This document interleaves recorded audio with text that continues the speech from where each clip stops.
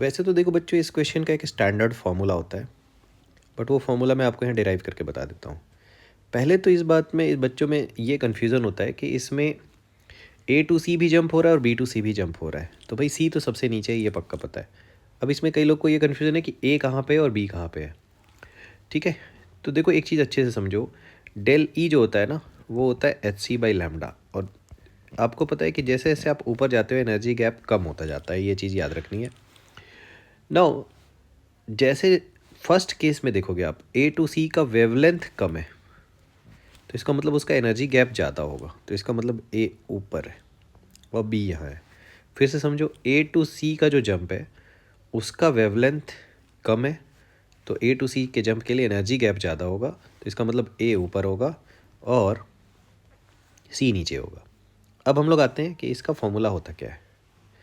ठीक है, आपसे कौन सा जंप का पूछा गया, ए से बी का पूछा गया। एक चीज़ याद रखो, अगर ये है लैम्डा वन, ठीक है, लैम्डा वन हमारा अननोन वाला है ना, इस क्वेश्चन का फर्स्ट वाले की बात नहीं हो रही है।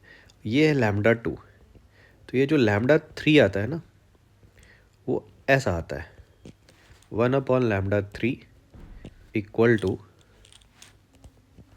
1/λ1 प्लस 1/λ2। तो ये डायग्राम में देख के लेंथ को ऐसा नहीं लिख देना है that this length λ3 equal to λ1 plus λ2, क्योंकि वो लेंथ है ही नहीं, ये लेंथ की बात ही नहीं हो रही है। यहाँ से जो फोटोन एमिट हो रहा है उस लेंथ की बात हो रही है, तो हमको ये लेंथ का रिलेशन नहीं निकाल देते। कई बार बच्चे निकाल देते हैं कि ये λ3 जो है इन दोनों के सम के इक्वल दिख रहा है, ऐसा नहीं है।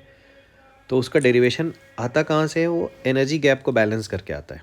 ठीक है, एच सी बाई लैम्डा को लिख के आता है, तो आई थिंक ये तो आपको पता होगा डेरिवेशन।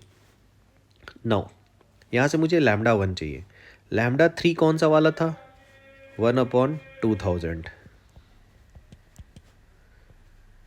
और मुझे लैम्डा वन चाहिए, और लैम्डा टू जो गिवन है वो 6000 गिवन है।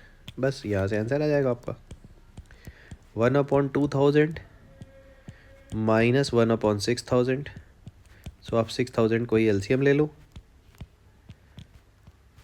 और यहाँ आ जाएगा 3 माइनस 1। सो लैम्डा वन की जो वैल्यू आ जाएगी, 6/2, इट मीन्स 3000 एंगस्ट्रॉम।